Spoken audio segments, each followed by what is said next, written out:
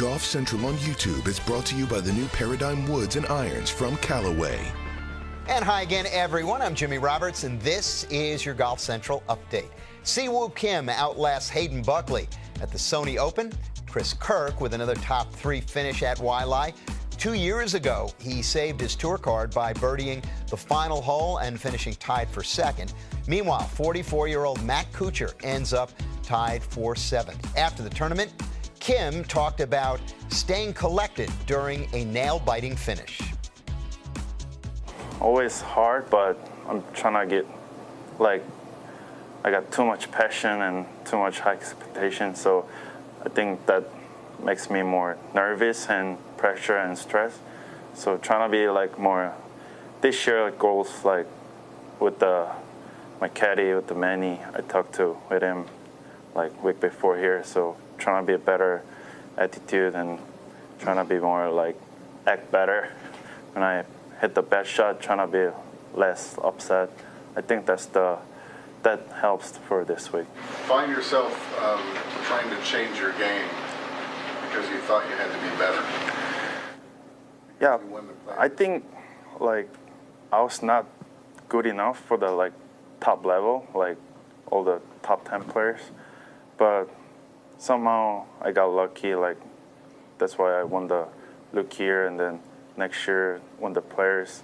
I think that holding me up, and then my dad kept talking to me, you're not the top player, so don't try to be act like top player. Yeah. Pair of 64s on the weekend for Kim, who becomes the 4th consecutive Sony Open winner to come from behind to win in the final round. And in doing so, Kim's starting to put together an impressive resume. This was his 4th win on tour, his biggest coming at the 2017 Players, and he was one of the bright spots for the international team this past September at the President's Cup when he won 3 of his 4 matches. Happy 23rd birthday to Argentina's Mateo Fernandez de Oliveira.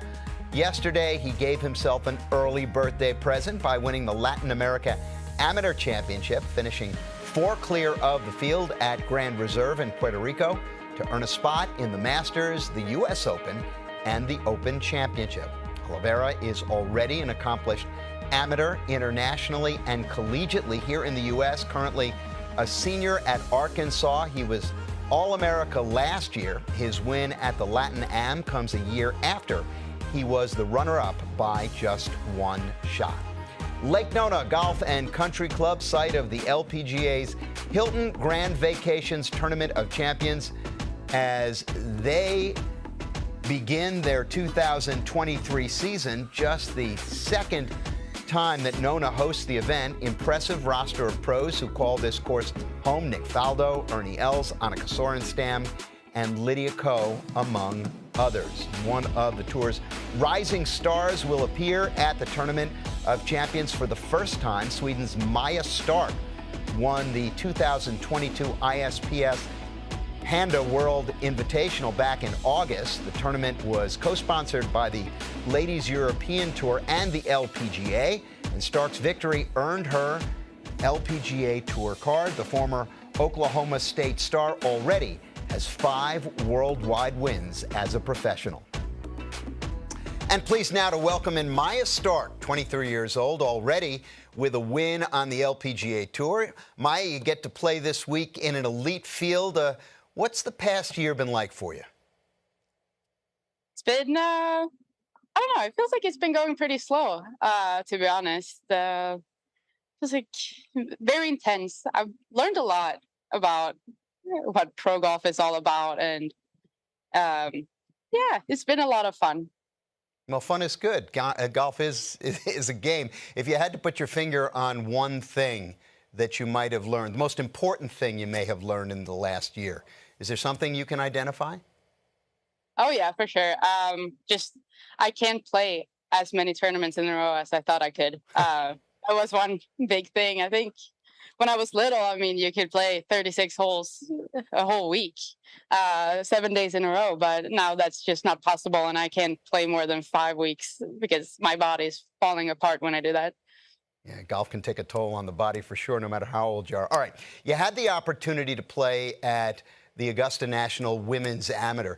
This year, you have chances to play at Pebble Beach and Baltusrol, some other cool courses too. Your thoughts on getting the chance to play these places? It's so cool. I've been watching that Tiger documentary from 2000 when he placed the U.S. Open, like, I don't know, 15 times. So I'm super excited that it's at Pebble this year. Yeah, it's so cool. You know, I gotta ask you about Annika, one of the greatest golfers, of course, of all time. How much did she influence you growing up, and what's your relationship like with her? Honestly, she stopped playing before I really got into golf, so Really? I didn't really watch her at all.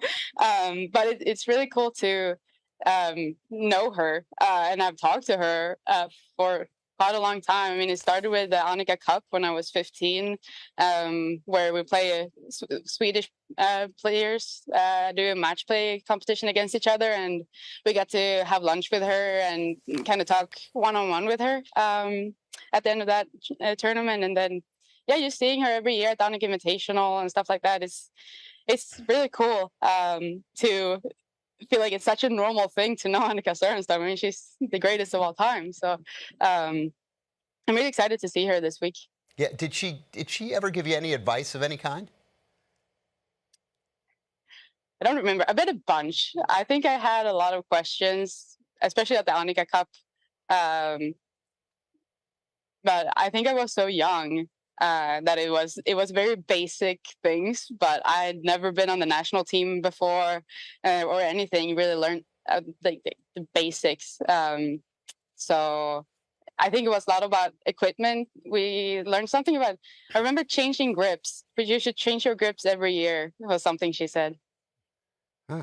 Well, that's good advice for anybody, I think. You know, as we mentioned earlier in the show already, this is a Solheim Cup year. What would qualifying for the European team mean to you? It would be so cool. I mean, we got to play at Finca with a few of the players, and Caroline Martins and Suzanne Pedersen was there. And they watched us, and then we had lunch together. So, and it was just such a good atmosphere, and the team was really nice. Everyone was there, and it just felt like everyone wanted the best for each other. Everyone was kind of rooting for each other, and I love that that's the culture. And it feels like both Suzanne and Caroline are really rooting for all the players that were there to make it. So yeah, it would mean a lot. I love that course too, so it would be perfect. Yeah, nothing like the team atmosphere in golf. And finally, you've had several worldwide wins last year. What do you think a successful year for you in 2023 might look like? I mean, I dream of a major, but maybe that's a bit too high of a goal. But I think it's possible if I just have a sort of normal week. I mean, we play against the same players a lot of times during the year, so yeah, I think that's possible. And then obviously the Solheim Cup too would be kind of the icing on the cake. I mean, I wouldn't complain about a normal LPGA either. Well, look, a major, it's just 72 holes and it's just golf, so why not? Maja Stark, best of luck to you this week and this year. We look forward to following you, and thanks for joining us. Thank you so much.